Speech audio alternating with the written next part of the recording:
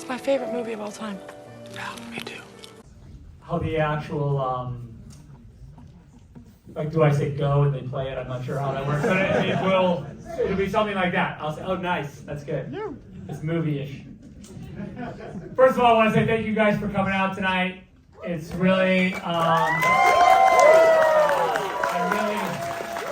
how we feel about this cause and this school, and it's amazing that you guys came out here. I know some of you traveled quite a distance, and I thank you so kindly for that gesture. Just the being here is amazing, and everything you've done as far as purchase of tickets or raffles or posters really goes to an amazing cause. And our representatives from AFSP are here tonight too, so we're going to talk about that later. But yes, what an amazing group. So yes to that.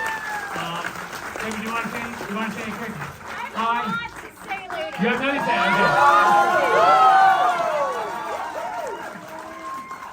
Okay. We're just so happy for this community. I mean, we're so blessed, and you've been there for us when things were low, when things were high, and everything in between. And it really means a lot to us. And you know that this is such a personal journey for us, and we hope that I have a lot to say later, so I'm not going to say any more. But Don't blow the speech. I won't blow the speech. But just thank you, and I'm so excited to be playing Man of Steel on the big screen. Yeah, so the movie is Man of Steel. It's about Superman. I don't know if you guys are familiar with it, but it's anyway, it's an immigrant story. You're gonna love it. It's really cool. But anyway, thank you guys again for coming out. I'm gonna walk back. We're gonna start the movie, and then I'm gonna come back after. We're gonna come back with some chairs, and then we're gonna talk a little bit about the movie. All right. Hey guys.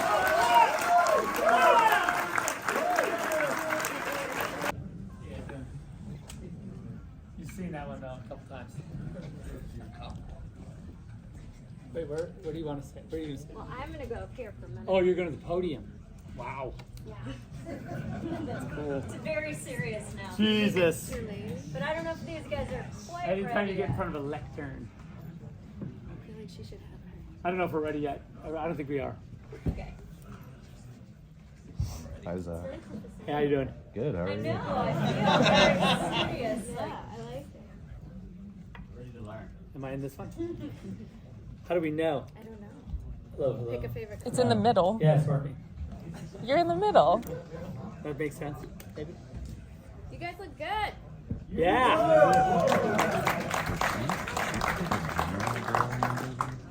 Well, Christina Wren is here, so that's not a surprise anymore. Hi. Embarrass herself.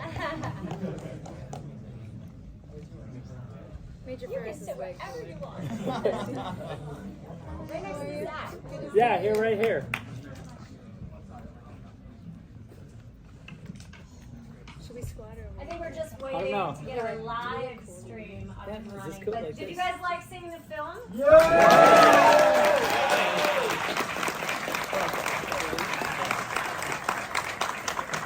And how about this beautiful theater?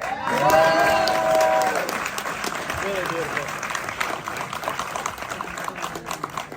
It's so amazing that the kids have a great place to show their films, and that the school has a place where directors can come, and it's state of the art, and it's so beautiful. I remember seeing the designs, but this is actually, we've been so busy filming that this is the first time we actually saw it really completed, so it's so nice to be here.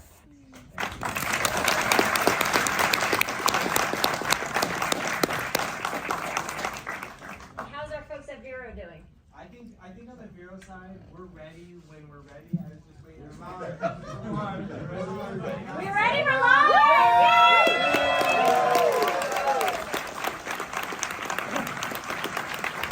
Yeah, someone with the phone knows we're live.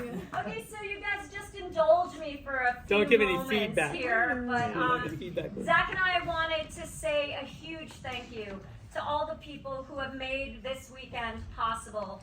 to our generous sponsors, to Warner Brothers in DC, in particular Mike DeLuca and Pam Abney. To our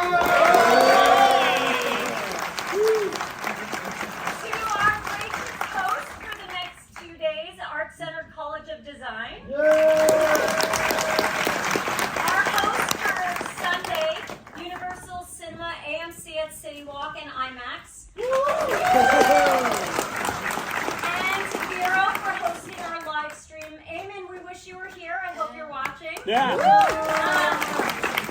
Jim Lee, who did these amazing art for our t-shirts. I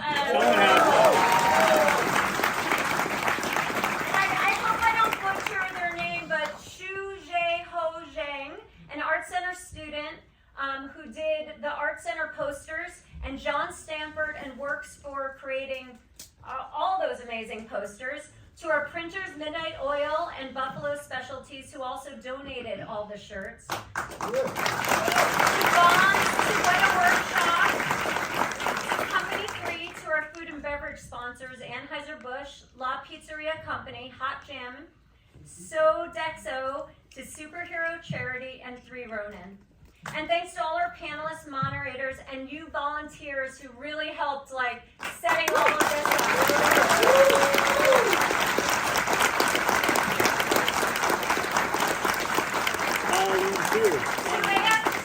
AFSP for all their help and support, not only for this event, but also for their support for Zach and I, and also to the community throughout the years, and to Wesley Collar. Yay, Wes!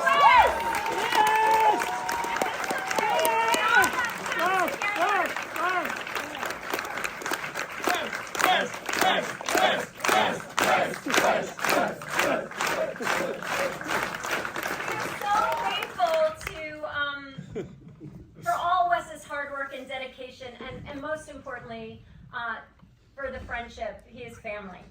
And most importantly, to the fans. A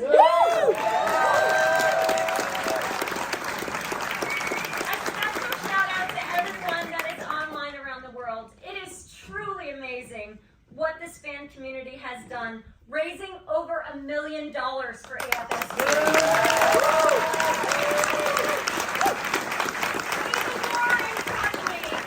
Creating awareness and much needed discussions on mental health and suicide prevention. This amazing fan community has contributed to AFSP's ability to invest in new research grants to better understand and prevent suicide. In the past 5 years, it has given 200,000 people life-saving education and resources through AFSP's signature program, Talk Saves Lives, an introduction to suicide prevention. This program provides participants with a clear understanding of suicide, including the most up-to-date research and data on suicide prevention. Our fan community has helped AFSP to advocate for suicide prevention and mental health by sending over 129,000 messages to public officials over the past 5 years. Advocates had a chance to share their stories and promote suicide prevention. As a testament to their efforts, over 109 pieces of legislation at the federal and state level has become law since 2018. Over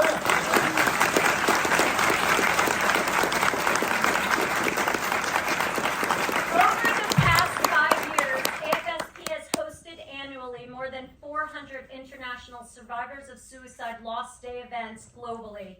AFSP has also fulfilled over 1,000 requests for their Healing Conversations program annually. Both programs allow those touched by suicide a chance to talk, be heard, and help heal from their losses.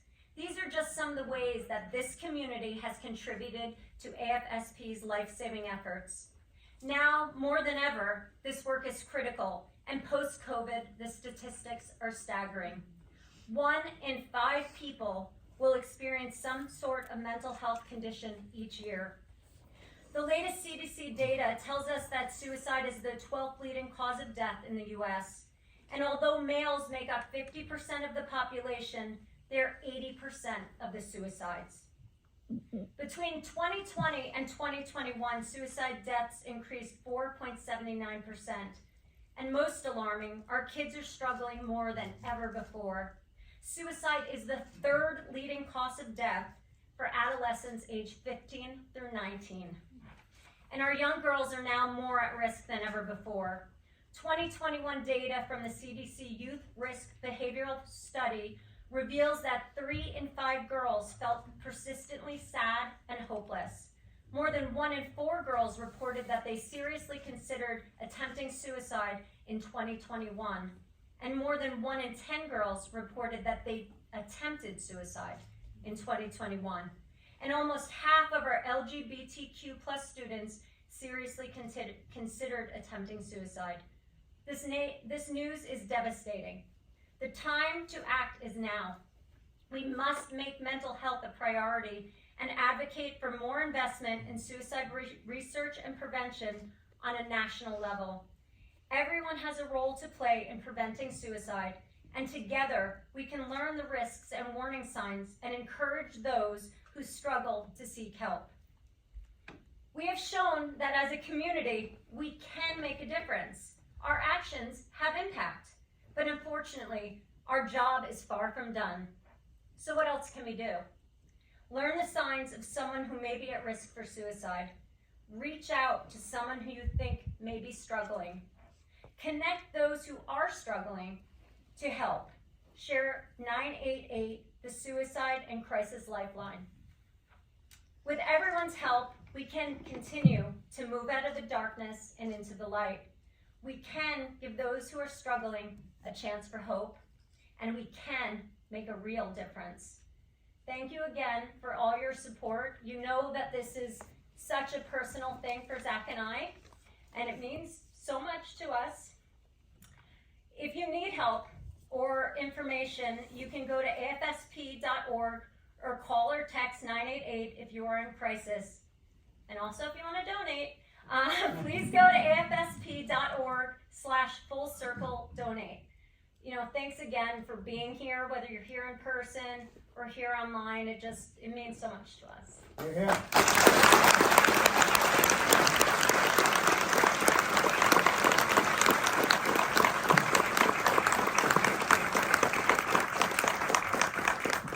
Debbie, thanks so much for that. The worthiest of worthy causes, so we really appreciate everything that you and Zack have done, so thank you. So we're going to spend a little time talking about the movie that you guys just saw and other things that you may want to ask us about. So let me introduce everybody. I'll start with my own self, and then we'll work our way up the food chain. I'm Russ Lamont, chair of the undergrad and graduate film departments here at Art Center College of Design. It's also Zack's alma mater. And is the man who is responsible for a lot of the eye candy that you saw, Alex McDowell, and it's a pleasure to have you here. Thank you so much. You're kind of famous around here, by the way, so thank you. Yeah. Oh yeah, oh yeah. So thank you so much for being here. I'm just going to go down the line here. This man is a movie producer and a director and a writer and a cinematographer, and I'm probably missing a few things as a director. And he's so good at these things that he actually has a verse named after him. Oh, that's funny. So not too many people can make that claim. So thank you, Zack, for being here, and I think we'll have some fun. Thanks for having me. So next on the list there, you may know her as Major Carrie Ferris, the first person to say officially that Superman is hot. No one has ever argued. Nobody ever went, not so much. And her real name is Christina Wren. She's an amazing actress, and we're so glad to have her here with us. So thank you, Christina.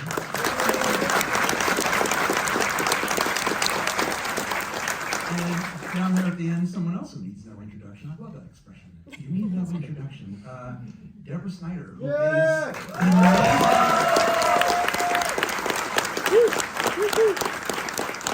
force of nature, movie producer. What else can we say? Actually, the real Wonder Woman is what she's known for here. So thank you as well for being on the panel tonight. So what I'm going to do, I'm going to ask some questions that are kind of from the film students, and then I'll kind of throw in one or two from the online streaming folks. And then we want to open it up to you guys to ask some questions. So think of some good ones. Stick your hand up. We'll call on you. We'll bring a mic over to you, and we'll get going. We're going to try to do this in about an hour. So let's see how that goes.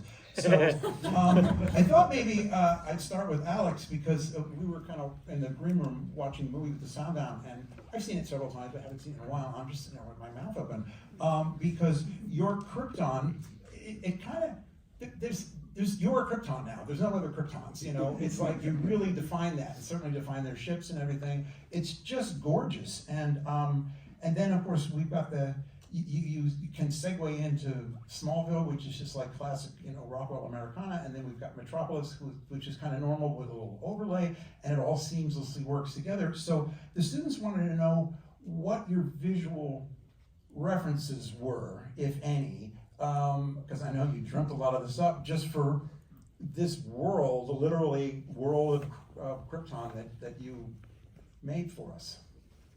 Yeah, thanks. Well, first, thank you for inviting me, Zach and Debbie. So awesome to have you. Thank It's you. an honor to be here for this cause. Amazing to see the movie again. It's been a while for me, I'm afraid to say, and it's a great movie.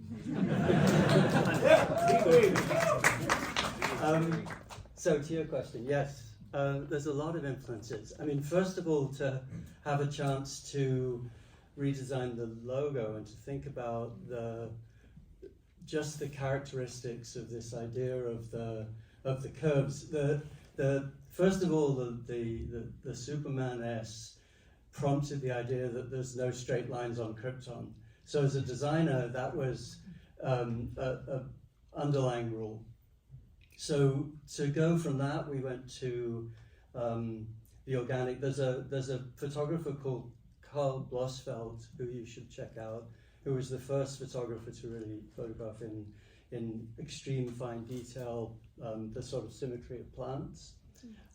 We looked at just a whole array of organic forms, shells and plants in this photography and Art Nouveau, but it all came down to this idea that the S prompts the entire visual language of Krypton. And it was to kind of build a history of that and to go back into a world where biology was the primary science and the language itself, and you know, and that premise really went through everything down to the lettering of the language down to the very finest detail. Great, thanks. That's amazing. It worked. I have a question for Christina, and this is a very important process question about how the motion picture business works. I read that you were cast in Man of Steel because Zach saw you in a hummus commercial. This is true. I want to first just take a moment to picture Zach watching a show that would have a hummus commercial in it. By the way, it was not an obscure hummus commercial. It was a national spot, and I was watching mainstream television. It was like some obscure hummus channel. They were like, Yeah, and then you were like, Debbie, find out who that is. And I was like, what? Yeah, find out who that is. I want her to be in the movie. And thank you for doing it. So I want to know if Christina is like, you're home, you're minding your own business, phone rings. Mr. Zack Snyder would like you to be in a Superman movie because of your work in a hummus commercial. How did that play? So I was living in New York at the time, and funny enough, the commercial did not play in New York. So it wasn't like I never saw it. Really? And I didn't, yeah. So it kind of came and went for me. You know, I mean, I was happy to have a job. We filmed in Athens, which was cool. Yeah. But I was out of town. I was at my friend's wedding, and I'm in the car with my parents and my then boyfriend and now husband. And so I get this email. I just check my phone, and I kind of laughed in the car, and I was like, bullshit. And my my family was like, well, what? Like, they saw my reaction. I was like, someone's punking me. Like, someone made up an email address, and, like, this is ridiculous. And I had gotten an email from, like, assistant at Warner Bros. Some, kind of, nameless email that said, hi, Christina, Hollywood director has seen your hummus commercial and would like you to audition for an untitled Warner Brothers project. Please send us a tape of yourself doing these sides. And I was just like, this is like someone really, I have a friend who made up an email address and is just like making so much fun of me. And thankfully, really, I was in the car with my family. They were like, you have to do it. You have to. Like, in the off chance this is real, you have to do it. So I, tape it, but it was like 3 lines. I felt like an acting exercise from school. It was like an open scene. And I was like, okay, is this, and it was a different character at the time. And, Because was it the scene you coming into, I'm trying to remember this, it was an office assistant first. Was it? Yeah. Because I remember, and did you do 2? Did you do a second? like 5 of them. Yeah, That's what I remember. Yeah, I It was remember, like like, 5 different It was takes. 5 versions of the exact same line, and we're like this is the angry version. Yeah. This is and I was like, see, I told you she was a genius. Really though, because I was like, I don't know what kind of movie this is. Like, is this a comedy? Is it a drama? And then I, get a different thing back. They're like, they actually want you to audition for this character instead. And it was a military officer. Oh, right. That was okay. But That was the one where you did really a bunch of them. So yeah, I went in. Yeah, but I was like, is this sci-fi? Is this a political movie? I don't know. So they very graciously watched a ridiculous amount of audition tapes from me. But yeah, It was fun. That's how it happened. It's funny. I remember there's a line in the hummus commercial where you say it's like this thing where there's this like older Greek woman who whatever Christina's character is doing, which is normal, she sees as like really like offensive. Like there's one scene where she says something, she's like, she's a prostitute. Like, and she's just being normal, but it's like it was really fun. I'm a Lebanese gal, so the very judgmental grandmother is something I was It landed for you. used to. It landed. Yeah, and it's like my character, whatever, is conservatively dressed and has this giant platter of food and is hosting, but all the grandma can do is judge and tell me I dress like a prostitute. Yeah, even though like she's not dressed like a prostitute at all, very conservatively dressed. Yeah, it's anyway. I don't know if it's online. Where is that commercial? Is it anywhere? I have no idea. We should dig it up. We should definitely dig it up. They're getting a lot of free press from you right Yeah, now. they really are. Too bad we're not mentioning the name of the hummus. They're probably mad about that right now. It was Athenos. Athenos. Well, there you go, guys. You know where to send the checks. One of our other sponsors for the evening. You are welcome. Yeah. Thank That's you for awesome. my career. Yeah, that's cool. Gotta Anyway, see this. all true. Yeah, there you go. All true. See? I can't remember how if I recorded the commercial, because I remember I couldn't, I didn't have like a DVR, I remember it was 10 years ago. I think I shot it with my phone off the TV. So I could be like, oh, this is it. This is the commercial. It's all bad, Yeah. Oh, and I had a really terrible blog, and this is how the casting director found me. She told me later, because I had recently someone was like, you have to start a blog. This is the same thing now where they're like, you have to be on Instagram, And so I made a blog, and she found, but it was stupid, because I didn't know what to do. Yeah, so put yourself online, I guess. That's awesome. That's great. And what an amazing job in the movie, I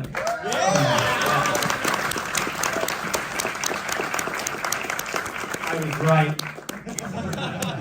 You now know how show business works. Yeah. Welcome to it. So speaking of working in show business, Debbie Snyder, I was trying to do the math, and there are only a handful of people in our universe that produce movies of this size, and this budget and what have you. And then there are way fewer women who are doing that. So, wow. Pretty amazing. Wow. So, I think a lot of people don't understand the word producer, it's like, well, what does that mean? And you see the credits and what have you. But and so obviously it could be a financing producer, like the executive producer, a creative producer, a budgeting, a line producer, and it can be more than one. So I'm curious how you define your role or roles as a producer. And then as a second part of this question, I'd love to hear, if you want to tell us, what's your favorite part of the gig and what's kind of like going to the dentist? Well, the budget is kind of like going to the dentist, because no matter how much money you have, it's never enough money. It's just, whether it's a small movie or a big movie, it's never enough, and you always want to do more. And those are hard discussions to have, I think, with the studio and with your departments who are presenting their budgets and everything. So I don't like that part. I think planning it and finding the people and like putting it all together and figuring out the methodology. I see my role, it's my job to bring the director's vision to the screen and to fight for that vision. And it doesn't mean we don't disagree about things, because we do, but sometimes Occasionally. occasionally. But he's, at the end of the day, the director, and it's my job, and we I thought you were going to say, at the end of the day, he just does what I said.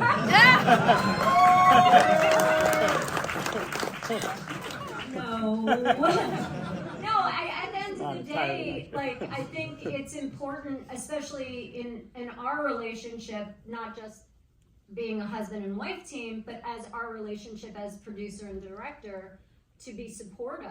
And we might like debate and talk about things, but then we always have a united front.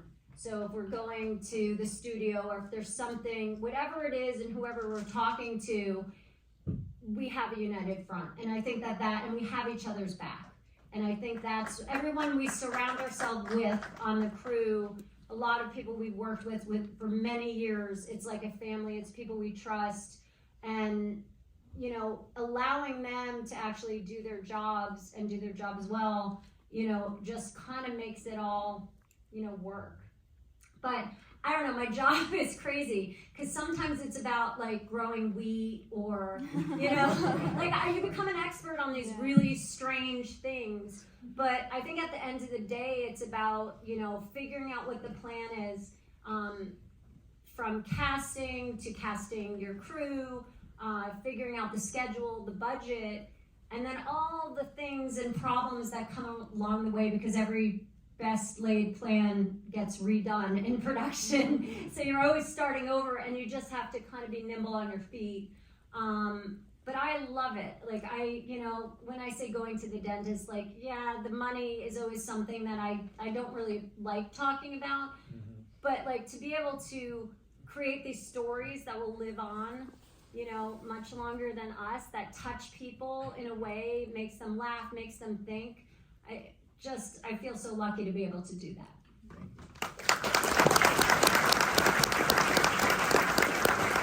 Great, thanks. I mean, for those of you who haven't been on movie sets, just watch the credits and you see, how many people are involved. For those of you who have, you realize what an undertaking it is. I'm sure if the guys who planned D-Day came back and saw what Debbie does, they would go,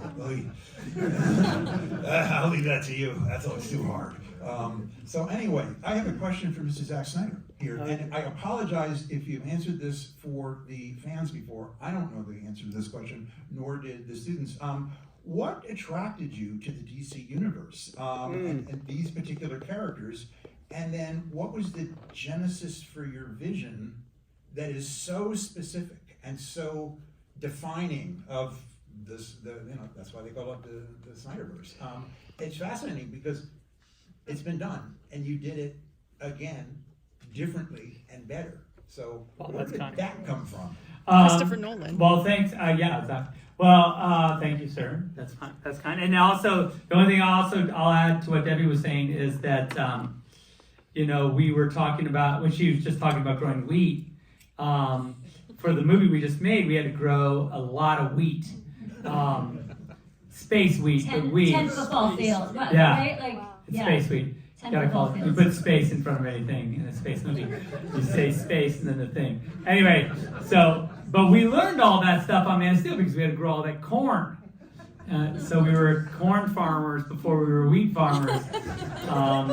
And so yeah, there was a lot of agricultural. Probably you didn't learn. You guys should have a class, maybe something to consider, like just agricultural.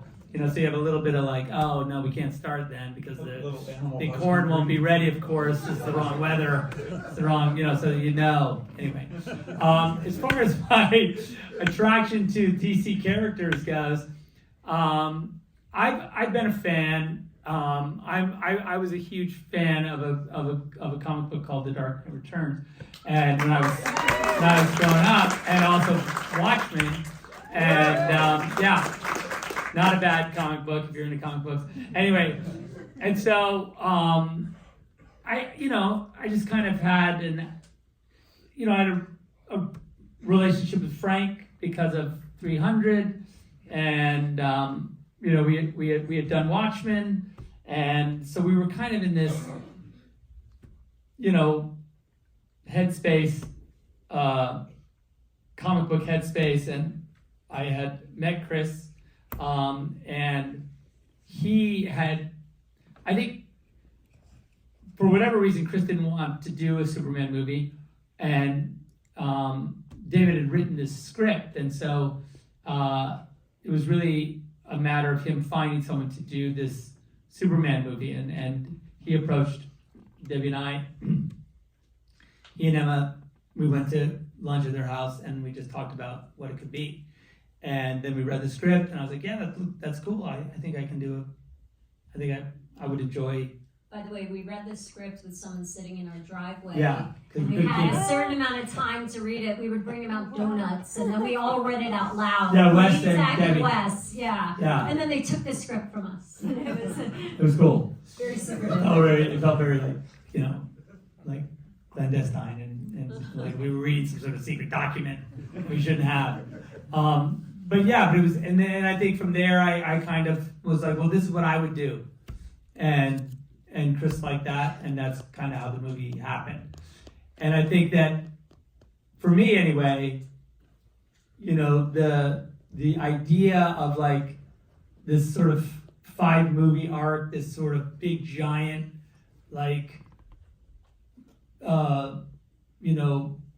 spinning of a giant universe evolved pretty quickly from the production of Man of Steel. Like as we were working on this movie, it really started to churn in me this idea of really building out this giant world for what this could be. Because I was anxious to get to the Trinity. Because the Trinity to me, in the DC universe, is kind of like the tip of the spear, kind of like the most important thing.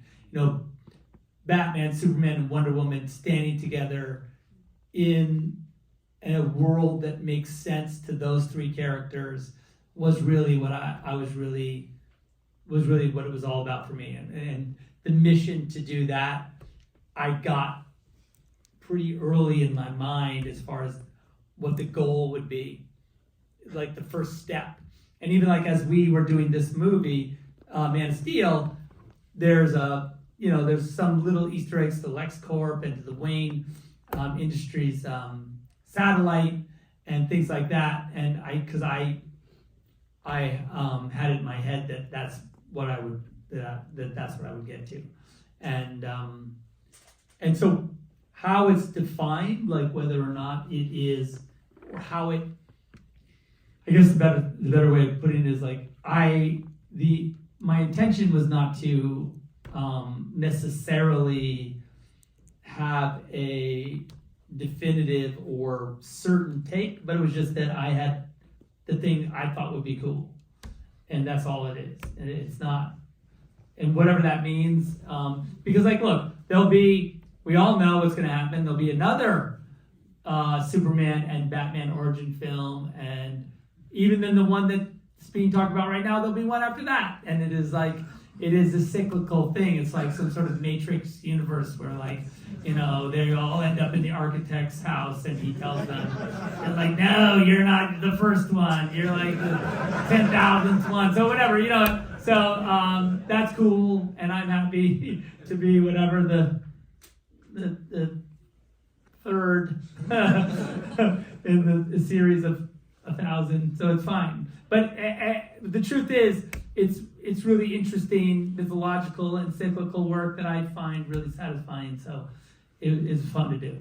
It's really fun. Third is the best. Oh, well. And so just, I mean, I'll agree with it. I don't know. just briefly. Probably the 8th is the best, but that's fine. Just some sort of numerical thing, you know. It's a good round number. But that's fine. But the 3rd is also not bad.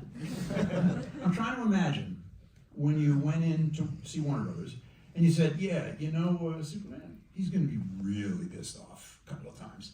And Batman, he's going to like brand people like on the Yellowstone Ranch, and it's going to be messed up. And then you just go, okay, we're cool with that, Zach. Just let him be pissed. I mean, I think the whole thing, my whole take on Superman is that, like, obviously, you know, my intention is not that Superman's angry. It's more that he is troubled by Earth because Earth is problematic for him. And the whole idea of Superman in its sort of iconographic form is that Superman, we were talking about it just as we were watching the movie, that, you know, the potential is that he doesn't have any problems, right? Like, he's a god on Earth and he can pretty much do whatever he wants.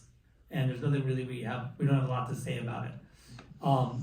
Which is Lex's problem with him. And by the way, Batman's problem with him. And so for Superman, the real work is to make him have problems, right? Like, that's the work of Superman, to make him have, whether it be romantic issues, like he can't like get the girl to like him that he likes, or whether it's like, you know, moral conundrums about what his role is as far as interfering in the lives of humans or not, or all of the issues that, you know, going against his father's wishes, all of the stuff that, and also all the stuff that we all in some ways experience on a small scale as just humans.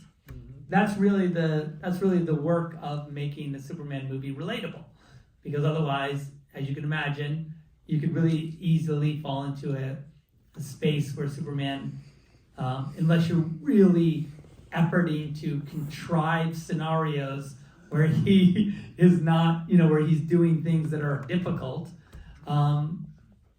you know, is where you want to be. You want to be where he is emotionally having to grapple with his own humanity, you know. And I think that was the goal of the movie. Yeah, well, thanks for that, because it kind of, I think in a big way, you just explained a big part of the appeal of these movies. Yeah, no, because in the end, if we can empathize with Superman, then you've sort of won that. You've made Superman relatable, I guess, is the real thing, and I think that was the hope. All right, let us open this up for some questions from all of y'all. Y'all. I see one right over here, Lily. She's got the mic. We got somebody. So maybe stand up and we'll bring you a microphone so that they can hear you at home, as they say. Or will we? We have a microphone? So you know what? Do we have a microphone? We Or do. you're We gonna have go somebody with a microphone, but I don't know where she is. They have it and they left. She's actually at the pawn shop now. I'll with the walk up. microphone. You go, Rob. I'm walking. I was gonna say we can take this one. I am Here. Vanna Whiting this. That's cool. More of a Phil Donahue, I think, but that's fine.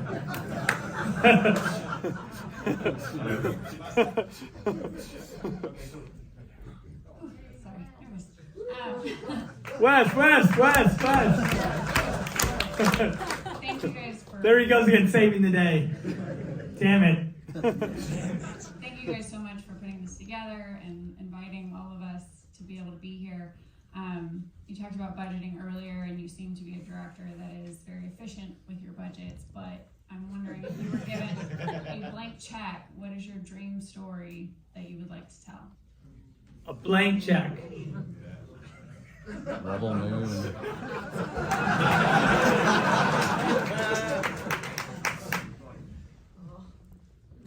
I don't know. That's a good one. What's up? Aha! That's funny. I guess that's right. I mean, honestly, probably.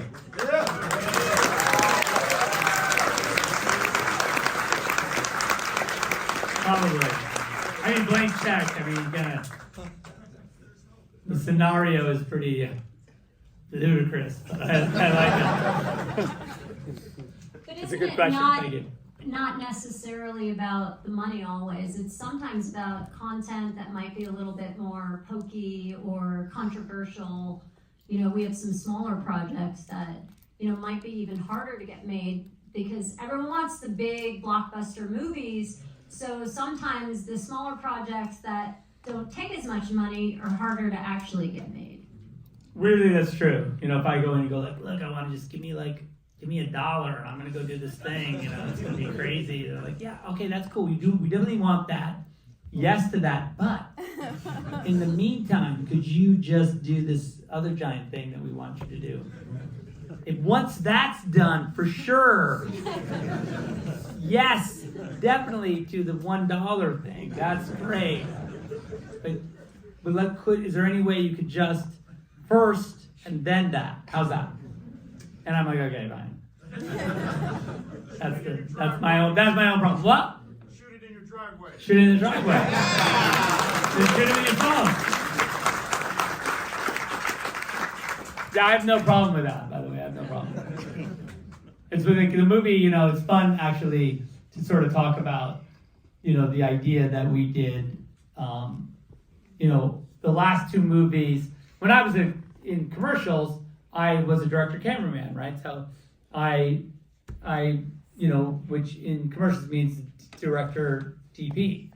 And so it's funny because, like, you know, we did Army and I was like, okay, that worked pretty good. And then the movie we just did, you know, shooting it was like, because it was much more of like a traditional, like, you know, Army was all handheld and like a lot of like, it was very particular.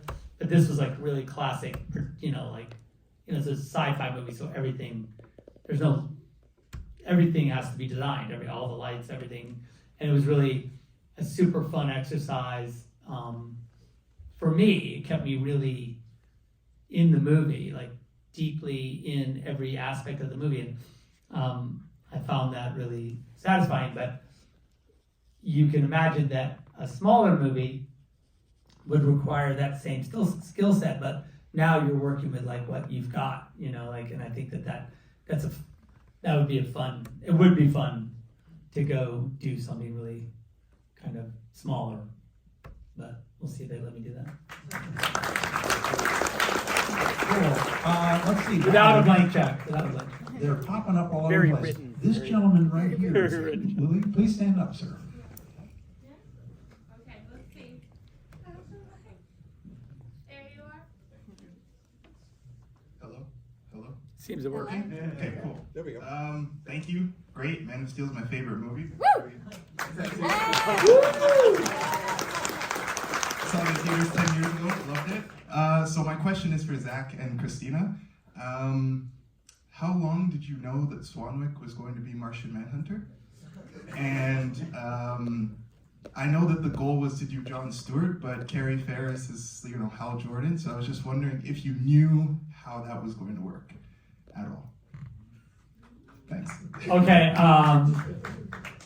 As far as I was just saying it on the stream inside that the conversations around Martian Manhunter started like in post on Man of Steel. I mean, not on Man of Steel, on PBS. Because I was watching it, when we were watching in the editorial, I was like, you know, Swanwick. I don't know, but like, it's literally, we were talking about it earlier, like if you look at when Superman goes to the glass in Man of Steel, and everyone backs up except for Swanwick. And that was a choice by the actor. I was like, oh, that was cool. And I was trying to decide whether that was like wrong. But I liked it. And I was like, no, that's cool. That's good. Yeah, do that. And I think that really in retrospect, inspired this whole possibility. And so, yeah, that's my take. And I don't know what you thought. Well, jumping off of that, I don't remember if it was like something that, it must have been something you posted on social media. But Harry and I have stayed friends over the years, so he texts me and he's like, "Have you seen this? Like, did you know?" You know, because it wasn't like a thing that was chatted about lightly on set. But it was cool, and I know Harry was so excited. Yeah, Harry. It was so cool. Yeah. Harry was very happy about it. Yeah. And he's also awesome. He's literally the coolest guy in the world. Yeah. And we should have had him out too. I know. I think he's in New York, isn't he? Yeah, he's doing Blacklist. Yeah, so. Although he might have flown out because he loves it. He would have. Jealous. Yeah. Harry's so generous. Like, he has been in my husband's indie films. He loves my husband very generously. And has just been like and if you look at his IMDb, he's in like 7 trillion things because he just supports everybody. And he's so lovely and gracious, and I can't sing his praises enough. I know, nor can I. And the voice. Yeah. The voice is insane. We have to get him to do like some Shakespeare again. So. You don't have to act, he'll just do it. Yeah, you're right. Yeah. Just say, do Shakespeare. He's made his own movies, actually. If you look, like, he's directed, he produces and directs stuff, and he's played some Shakespeare. Yeah. All right, so you guys know what to do. Wow, look at this. Great question. Let me go in the back because it's mean to go to people just in the front. I see a woman in. Give me your Oh mic. no, I'm sorry. That's actually a man's hand. He has. Yeah, I'm reading his mind. He has a mask on. Please stand up, sir. He has a mask on. It's a surgical mask. Hi, Zach. Which this crowd, it could this be is working, yes. Yeah, so my question's for you. So Man of Steel and BVS were like the last time you released a movie in 3D, which was like over 7 years ago, about 7 years ago at this point. So yeah, I forgot about 3D. Yes, go on. So with Avatar 2 kind of like reigniting like interest in that, I just want to ask, like, firstly, like, if you've seen it, like, how do you like it? And secondly, like, what your thoughts on the format are overall, and if you like have any plans to shoot any movies like natively in 3D in the future, or like do any conversions or something like that, you know? Okay, that's cool. Cool 3D question. Avatar, awesome. Yeah, just loved it. That's cool. As far as 3D goes, do I have any plans to shoot anything in native 3D? No, I do not. I forgot about that format. Oh, God. It's cool to see it. I have no issue with it existing. I love it, but yeah, I don't know if I'm doing any 3D, especially native 3D. And Netflix is kind of hard for your 3D. Although I don't know, like, can they do that? Strap 2 TVs to your head. 2 TVs, yeah. Actually, we were screening one of your films, and it was in 3D or flat, and we were at the theater, and somebody said, "Would you like to see this in 3D or flat?" And we both shouted flat at exactly the same time. I actually remember that happening. I think the best 3D, Guardians of the Galaxy is the best 3D movie. If you want, I mean, I don't know if that's even like, if you can see it in 3D anywhere, but I remember seeing it going like, okay, yep, that's cool. That makes sense. Yeah, but, and you know, you said, what was the last 3D movie? It was BVS? Yeah. I don't know if I've even, I mean, I think I approved it in 3D, but I don't think I've like, watched it. I'm too obsessed with like the special edition.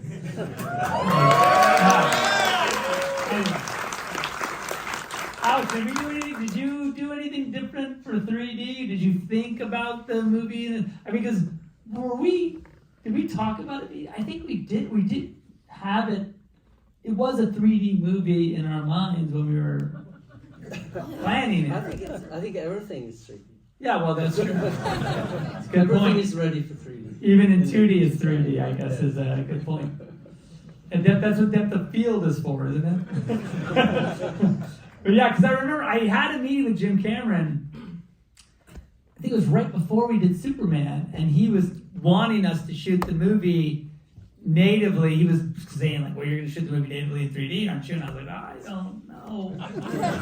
Yes, Jim. That's a great idea. But then, you know, it was a film show, and I didn't know, you know, that was problematic, you know, to shoot a 3D film show because you need 2 cameras all the time. So that would have been, yeah, you know, or a beam split. I guess even with the beam, you need 2. You still need 2 cameras. Yeah. So yeah, that's hard. That would have been hard. And handheld. I didn't see that happening. So 2 Panavision Golds like through a beam splitter. That's a lot of cameras. But so yeah, it's interesting. You know, all this talk about the future being the past now. Alex, are you going to be using AI in your workflow? Do you want to? Do you not want to? Are you using it? What are you doing with it? What do you think of it? All of that stuff. It's an interesting time, isn't it? I think it's a fantastic augmentation of what we do. I think the problem right now is people think it's going to replace what we do, and there's obviously everyone's very threatened by it. I think a script written by AI is not going to make a good movie. I think that but you know, we're looking at a lot of art obviously, and I teach at USC, and I teach world building and design, but I teach it to students who are not necessarily designers, and so for them it's an amazing medium. They may not have the visual skills, but they can talk what's in their mind, and so I think it has enormous potential. It's going to be embedded in everything we do, but I think that, well, you know, one of the things I believe is that we will always survive AI because we make mistakes all the time, and the intelligence is going to be seen as failure if it makes mistakes, in the sense of the intuitive and the deliberate and the, you know, essentially we're stupid and therefore we will survive any kind of AI attack for our human center. Yeah, the very thing that like we would say like, oh, look at the personality of this piece, be the thing that the AI would say like, God damn it, like I fucked up. Yeah, it's cool. Well, they'll never get AI to write a script because they can't teach it to procrastinate, oversleep, feel sorry for itself. That ain't happening. That's true. So, questions? Boy, there are so many of them. I see a man here with his, yes, he's pointing at his head.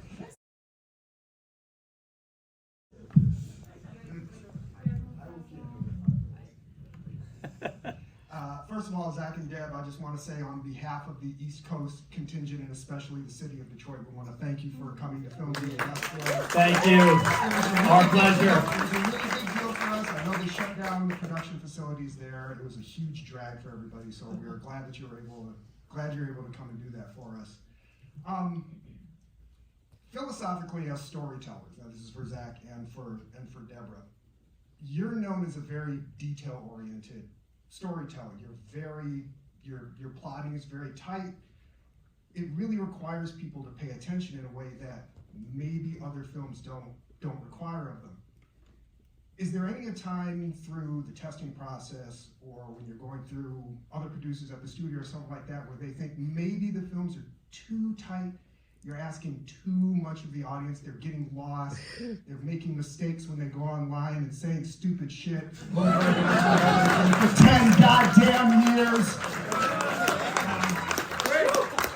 Is there ever a point where you have felt like, okay, maybe we need to loosen this up a little bit because we're relying on the audience to be maybe a little smarter than maybe sometimes they are?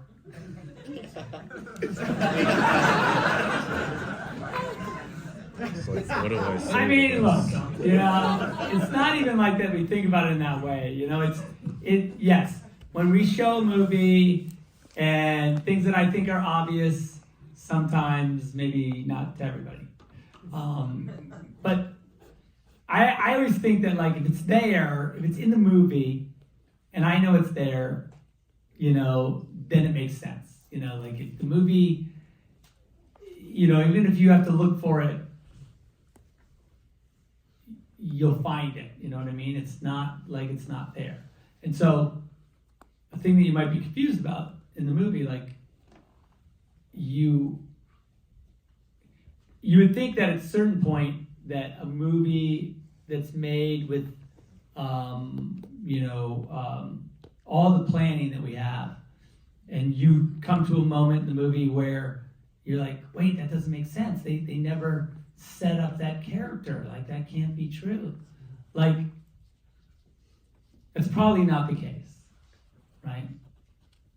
It's probably not the case that the character's not set up correctly. Now, yes, there are times where for time or for editorial or for whatever reason, you do certain things, you make certain cuts, you make certain compromises, and the movie, you know, mostly it can be, certainly certain storylines can be made smaller or made to feel like they don't matter or that they don't exist at all. That would affect, if you had seen the overall original concept, you'd be like, oh, okay, that makes sense. So I think more than do we go like, oh, should we be more careful and make it a little broader or a little less complicated? More than that, it's just that we have the complicated thing to begin with, and we end up like, you know, hacking a limb off of it in order for it to like fit in a box, you know, and that's painful, but you know, for a piece of mass entertainment, sometimes, you know, you sacrifice, you know, a detail for, you know, viewability, I guess, is a way to sort of think about it. I don't know, does that make sense, Debbie? Yeah, and I think to go back to process a little bit, many of you know that Zack draws the entire film, and it's a process that I hate, actually, because we're prepping all day and working, and then he draws, and all weekend he's drawing. And I was like, I don't even mind when he's writing, because he writes the script, it's so many pages, but the actual... And I procrastinate. Yeah, all that. Yeah. But the frames take so long to draw because he's really making it in his head, and he's thinking about it. But what it allows for is for all the teams to be on the same page. And we actually don't share these with anyone but the crew. They don't go to the studio. They see them later and they go, wow, we should publish those, or something like that. But it gives us, I think, just so much information which is helpful to everyone. So I feel like, I don't know, is it tight? It allows us to actually, I think, save money and give us more money for the spectacle and things like that, because for like Alex, he knows exactly what Zack's shooting. Like there's some directors that like, okay, we're shooting in this room, and they come in and like, you have to make that whole room because you don't know where they're gonna be looking and what they're gonna be doing. But a lot of times Zack would sit with Alex and be like, okay, I just need these 2 walls. Well, Watchmen, for sure. And and Watchmen, we had that big backlot, and it was like we shot every single piece of it. So we built it in a way that, you know, we were able to build so many more things and give it much scope and scale, right? Yeah, I totally support that. I mean, we are asked to make many movies where the director doesn't have a clear idea. And you waste a lot of time and you waste a lot of money. Because, you know, so I think for us, we're always waiting for Zack's drawings and then sitting with the drawings, and then we're planning around that. And there's an exchange of the research or the drawings that are inspired by what Zack does, and then that moves us towards a kind of process of being able to zero in on that fine level of detail, which I think is the other thing that was so satisfying about Watchmen and Man of Steel both, is that with that level of precision, you can get into so much detail. You can get into four-legged turkeys, for example. You really can. You know, if you spot. Yeah, it's cool because like that. I mean, that was the thing about, you know, what the experience on Watchmen for me was that, you know, the guys Alex would just take the drawings and like amplify it on such an awesome level that like it would be, you know, you always hope that that you do a drawing and you're like, okay, well, it'd be cool if it's kind of like this, you know, I think. And then I'd come in and be like, wow, that's better than what I thought. You know, it was a cool, you know, because it was such a great, Alex did such a great job of taking the comic book on this hand and my drawings on that hand and having then sort of the satirical reality of what we perceived as the 20th century, basically, and like sort of found this great, you know, sort of meeting of those three things. You know, even just like in the talk shows, you know, we had a few talk shows in the movie. I was always like really in love with the talk show sets and or news sets because they were like that perfect weirdo reality that reminded you of the talk show, but it wasn't the talk show exactly that you knew, but it was like this beautiful extract. It was like someone had squeezed or like made concentrate out of a pop culture event, and then it existed in you know, like there it was, but it was like it wasn't anything you could say that's that, but it was all of the things at the same time, but and not a cliche. It was just this really cool alchemy of, and then in a lot of ways the comic book is that, you know, even from moment to moment, you know, like one of my favorite things, and it's not really in the comic book, was in the title sequence of that Studio 54 shot with Ozymandias and, you know, Mick Jagger and Ziggy Stardust, and like this idea that like you can extrapolate the why of masked vigilantes being in this sort of like flamboyant costumes based on sort of excess and glamour and fashion and like this weirdo like juxtaposition of like also New York City in the 70s. Just like a cool, I don't know, like those are the kind of things that I just thought were like really amazing. So yeah, that's cool. I don't even know. Watchmen's a great example of the process, isn't it? Because the comic book was the first time I realized that a comic book was, I mean Watchmen, the comic book was really five-dimensional. There's so many stories. When you're looking at a page, the stories go crosswise and left to right and right to left, and then there's embedded clues like four-legged turkeys. And but to make sense of that, you've got to really extract the parts of it that matter. And it goes back to Zack drawing. It's like, how the hell do you make a movie out of a world as complex as that? It's that kind of fine weaving through and pulling out what really matters.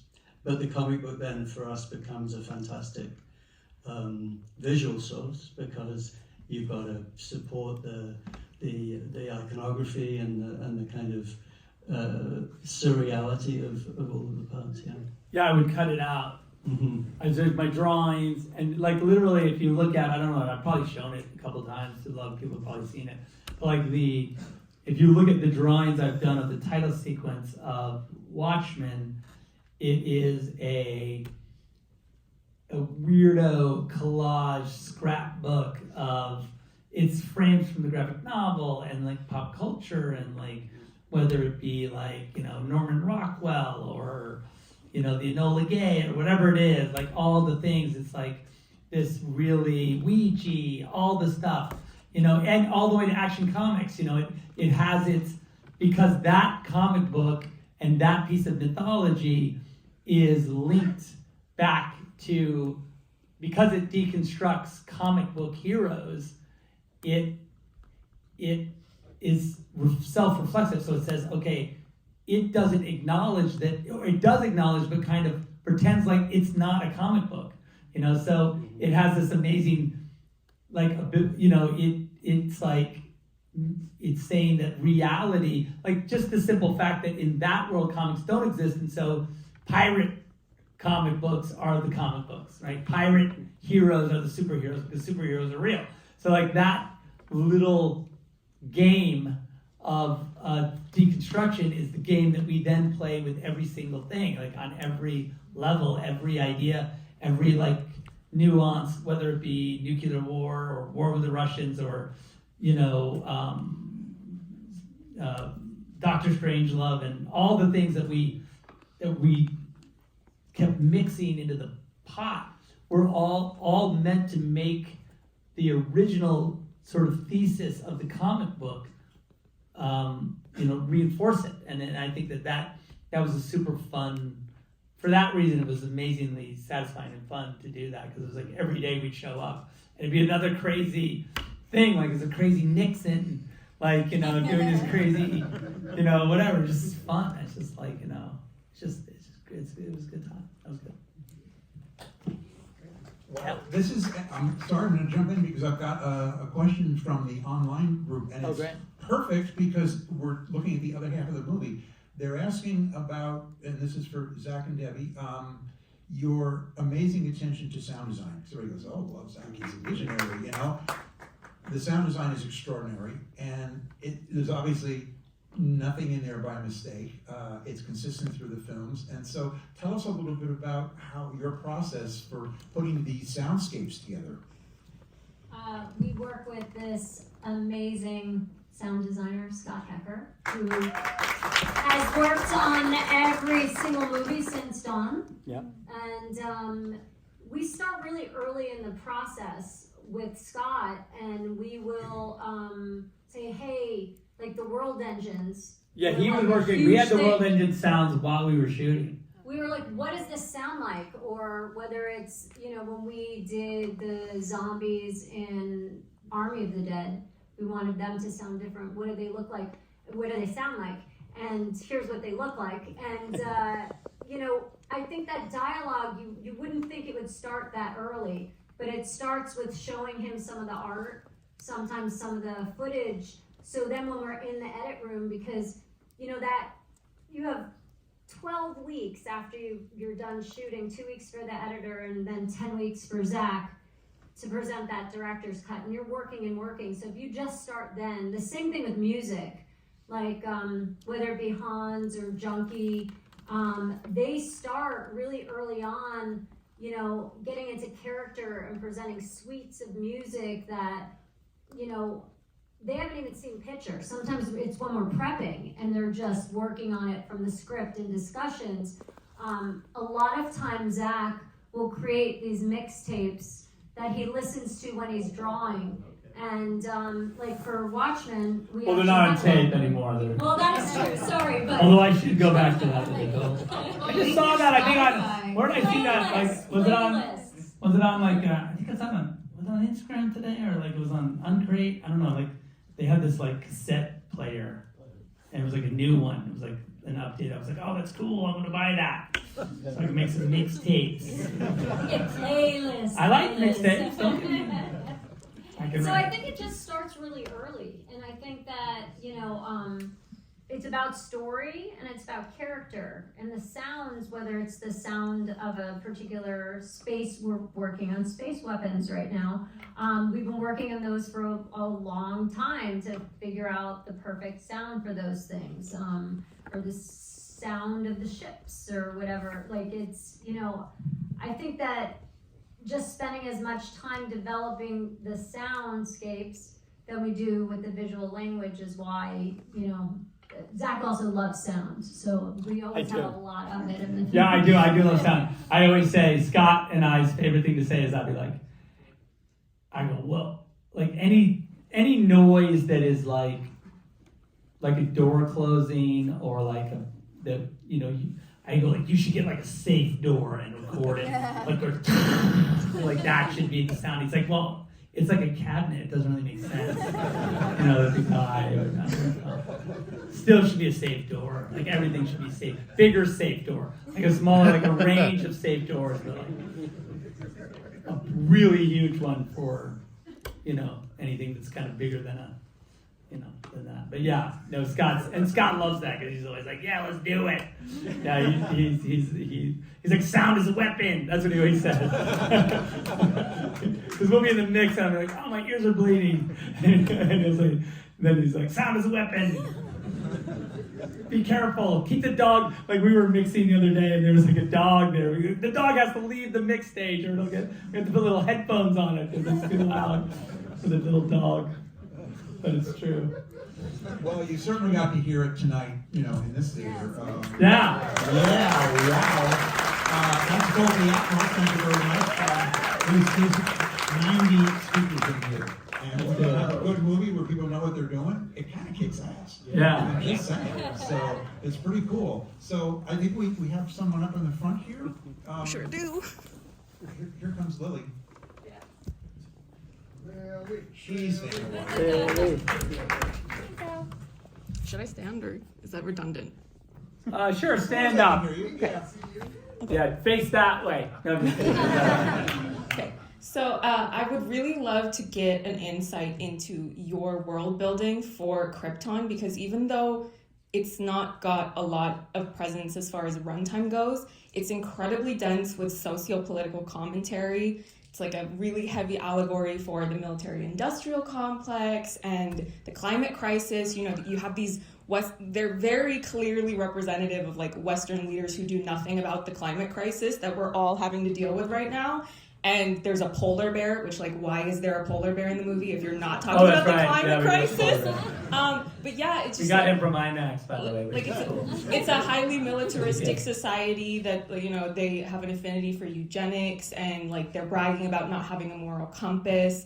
So it's really densely packed, even though there's not a lot there as far as, like I said, runtime goes. So yeah, any insight you can offer into that, because I find it really fascinating. I mean, the only thing there's a lot. I mean, yes, thank you, great question, and there's a lot to unpack with that.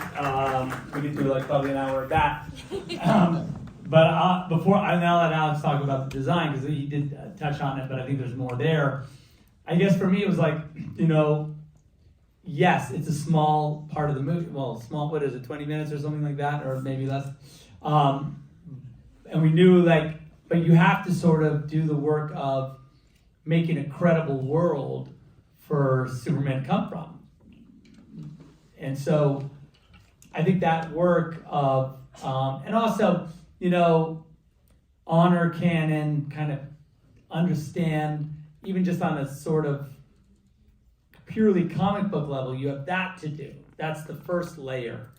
Then Goyer's script had a lot of that stuff in it, and we talked a lot about, whether it be the climate crisis or whether it be denial of how these events are going to flesh out, and sort of this, and then also of course Zod and Zod's take, this sort of coup. And also I think the thing about Zod that's really interesting is his you could argue whether or not he's right, that's what makes him interesting, right? Because from his point of view, he also thinks they're crazy, right? The politicians don't get it. So it's but is his method the correct method, so all of those layers, I think were informative in discussions. We would say how do you then visualize a world like that, and also make it beautiful, right?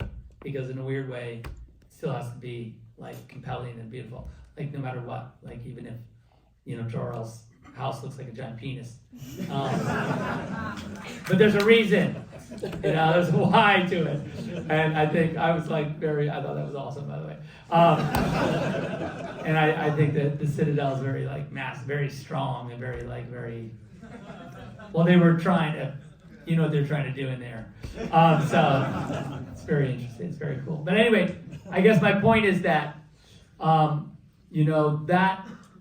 that goes back to what we were just talking about, I think, as far as, you have story, you have intent, and then Alex has a really hard job because he has to, none of that stuff exists, right? Krypton is mythological place and it doesn't exist even as it does in the movie. So like even if you were going to go look at historical Krypton as it is in the comic books or in movies, we weren't going to do that. Like we were going to be like, no, okay, can we learn from it? Yes. Can it inform? Yes. But I think in the end, because our story is so particular, the design has to service that story. But of course, without denying and or contradicting the canon and tradition in some way. So it's that's the challenge anyway. Yeah, we talked a little bit about phone language, and there is a lot of penis in there. It's very phallic. There's a lot of vaginas in the scout ship, which is also great. Absolutely. So it's. But I think what you're not hard to see. I think.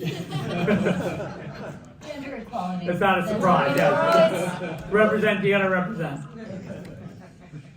But you're asking about the mythology, and I think that's where, I mean, the opportunity to build Krypton really from scratch and build 150,000 years, 100,000 years of deep history, and to be able to follow the destruction or the self-destruction and why that happens, and why the glyphs that they're wearing, you know, the S is not an S, or the glyph on Zod's chest is tied back into the idea of these clans that essentially drill down into their own culture so much that they eliminate science, and so we've got this incredible world to start with, but then we have to sort of invent from the ground up, and the through line and the holistic kind of consistency of the world in design is crucial, and the level of detail that you put into it may not be on the surface, but it informs the surface. So I think the example that was incredibly satisfying, I've never done since, never been asked to do before, was when Zack wanted a language, where to begin with, I think you wanted a language that they could speak. Yeah, my original concept was that Krypton was all going to be subtitled, and they were going to like learn Kryptonian, and that was going to be just how the movie was. Like they were like you wouldn't. And then my original idea was like no subtitles, like you know, it's like Passion of the Christ. It's like Aramaic or something. Like you just have to kind of understand. Like you have to just sort of figure it out. It's the body language. That was exactly. That was how like crazy it was at the beginning. And then it was like you're insane. Yeah, I think I said, "Are you kidding me?" Yeah. I was like, but like, isn't that cooler? Like, I don't know. But it actually wove through all of Krypton in the end, because you asked that question. And then we had a linguist anthropologist who invented an entire language from the ground up and a numeric system, and it related to the idea that the object was so important in the society that it created or changed the structure of the sentences. So if you have your Krypton dictionary, you can actually decipher a lot of the you know, the writing on the objects, because it's all real, it's all translated, it's all based on the language that Zack wanted them to speak, basically. But then it informs the visuals, like the S informs the visuals. The shape of the language embeds itself in the shape of the biology lab, and actually the creatures, and particularly the ships, because you're right that it's Krypton's out in the first 20 minutes, but the design of the ships and the behavior of the ships and the costumes, that weaves through the whole film, and you never forget Krypton, because the core visual language and that early work that we did informs every single aspect of how that world works, and the inside of a ship in a way is just a continuation of Krypton. Amazing. Thank you. All right, so I totally lost track of time because I'm having too damn much fun. So I think we have time for 2 more before we let everybody go home. Let's see. There's so many hands up. I see a woman right on the end there. She's waving. She's going to stand up. Poor Lily has to schlep clear across the stage.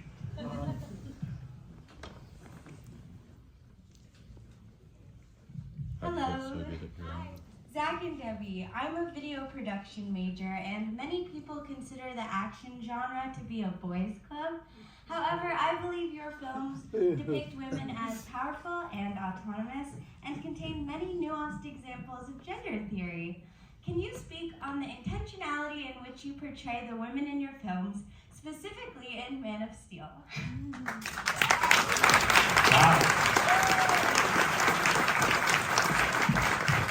You want me to go or you go? I'm going to go on this Okay.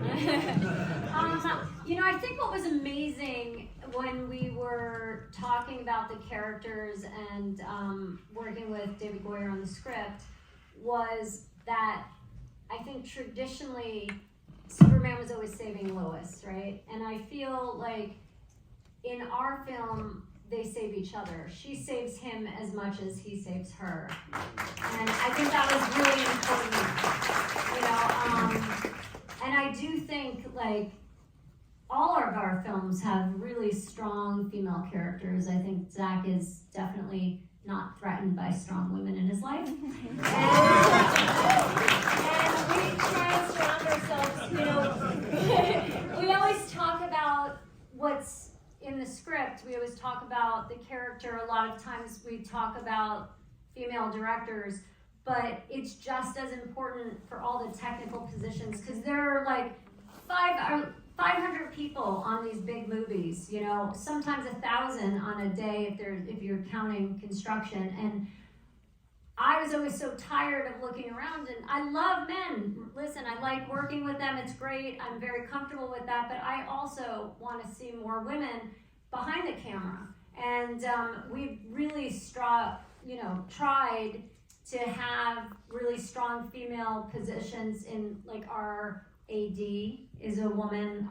We've hired, our best boy is a woman that we've been working with, in just very big. Ironically. Yeah, no, and as heads of departments. And we've also, one of the things that's been super important to me was to bring young women, not necessarily women who are in film school, because everyone's in film school are already there. They know what at least film is all about. But high schools, and we've worked with programs with lower income students to bring them, and particularly women on set, so they can see all the different roles that there are. So, it is very important to have these characters on screen, but to me, it's also equally important to have the crew be represented too. Really good point. All right, you're on the spot, sir. You get the last question. Since I'm right here, should I just yell it out? No, we need a mic so that the people Oh, at the home. live stream. Interweb. Oh, okay. Yeah. All right. So I spent a bit thinking about this. Zack, love your work, always have. Talk about your cinematography, because I feel like you, more so than many other comic directors, have a style where you almost, like, the framing always looks like it's a comic book panel, like Justice League. Almost that whole movie looks like a walking comic book. Just tell me I know you draw, but tell me, like, some of your thought process, what goes into your cinematography. Thank you. Thank you. That's good. Appreciate that. Yeah, I guess it does start with the drawings, and as far as for me anyway, like as far as how I'm sort of visual. I know that it's a tool for everyone, but it also, for me, like, the drawing is the first time I make the movie, the first time I sort of like sort of compositionally and from the story standpoint, and like as a piece, I do like, as best I can, I like each frame to have a little bit of a beginning, middle, and end as best I can. And I think that's probably why it has an illustrative quality, because, like an illustration, which is, whether it be a comic book drawing or a painting or whatever, it really relies on that one frame to tell its entire story. It has to convey, it has to have a beginning, middle, and end. It has to have depth. It has to have, be emotional, be world building. It has to be everything in a single moment. It doesn't really have the opportunity to say like, oh, don't wait for the next painting, for you to figure out what's happening in this one. Like that's not really how classically, sort of less linear art forms, like whether it be a sculpture or a photograph or a painting, sort of exist. They exist sort of in a singular moment. Film, of course, and other sort of mixed media that expresses itself across time or expresses itself in multiple images or multiple environments, whether it be like installation or whatever, can exist as a sort of progressive like experience, like as you move forward, like, oh, you're getting more information. But like when you make an image for a film, if you can do it if you can sort of treat each shot, even though you are in this sort of, movement, you can, I think you can, even though I'm not successful in every frame, I don't think the attempt is there by me to make it feel as if this frame has a beginning, middle, and end. It could exist on its own.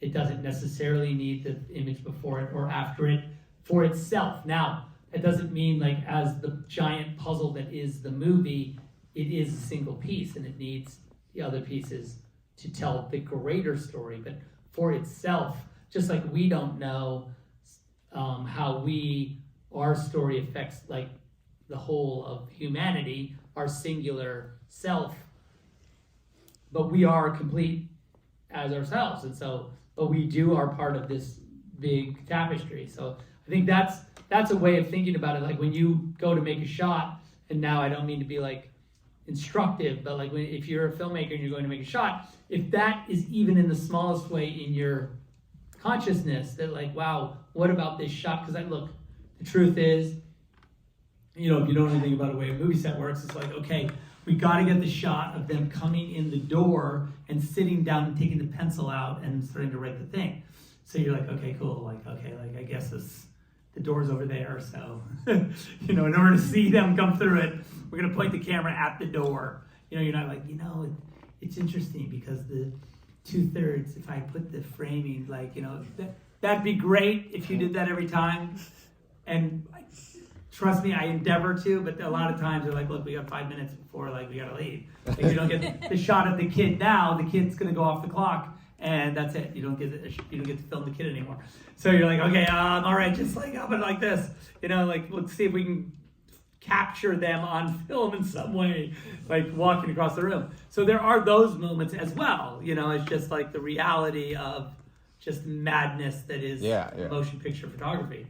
But if at all possible, to endeavor to make a frame that you find aesthetically compelling, I think that's really where and also I would say to any filmmakers out there, and whether it's a movie or a painting or a photograph, whatever you're doing, you are also the prism of the thing, like the AI doesn't have the ability, like as a viewer, I want this prism between me and the reality that the filmmaker puts on. Like, so you have your experience, you walk around the world, you see things, you feel things, and then when you make a movie, it goes through you and onto the screen. And I, as a human being, want that. I want your touch, your personality, your way of seeing on screen, so I can have an empathetic human experience by what you put on screen. And I think that is the way I kind of try anyway, to think about the way I photograph things, because, I had a teacher here at Art Center, this guy named Paul Jasmine, amazing photographer, and he said, it doesn't matter, like the camera, none of it matters, like the quality of the camera all that matters is your point of view. That's it. That's all you have as a filmmaker and as an artist, is the way you see. Like, no one can know the way you see, and the only way to get into your head and to see how you see is for you to make something that allows me to sort of experience that in some small way. So like, that's the job of you filmmakers, is to like let me see through your eyes. So that's what I try and do. So that's what I hope you guys do. Thank you.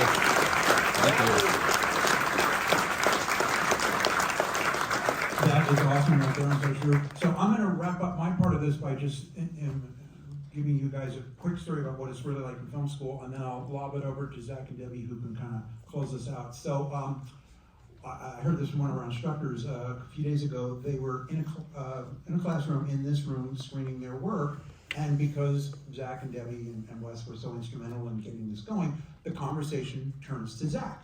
And everybody's, kind of talking about his films and what have you. And then one of the students, sort of apropos of nothing, says, "Most film directors are so ugly, but Zach is handsome." I thought, okay. That's a good way to end this whole conversation. Yep. I don't think He's a very beautiful man. Nice. Debbie agrees. So that's it? That's it? That was the story. Although I did say to the... I don't know what that has to do with film school. It's because... I mean, I'm not contradicting the analysis. I would take it, but then I asked the instructor, I said, the student does know that you're a film director, right? And he goes, yeah, he knows. That's cool. Well, all I'll say is that I don't think that's a requirement of motion picture, and I think there's a lot of handsome movie directors out there, and I think that's kind of a rude thing to say. It was harsh. That's not cool. It was harsh. It was Some of my good friends are very handsome men and women. Yeah, so. Not as good looking as you. That's kind. It's a biased crowd, though, so I'm not gonna take to the bank 100%. All right. Is there anything else you'd like to add? Debbie, good kisser. I think I want to say that there are still T-shirts and posters. And that's true. These amazing sculptures that Zach signed from Weta out there for a silent auction. And if you're online and you want to donate, but just being here to be able to talk about the film is really fun, and to talk about filmmaking, and also just, for a really important cause. And thank you again for coming, and we still have 2 days left. So. I don't know what we're going to talk about tomorrow. Hopefully it's something controversial. Thanks for coming. Okay, thanks guys. Appreciate it.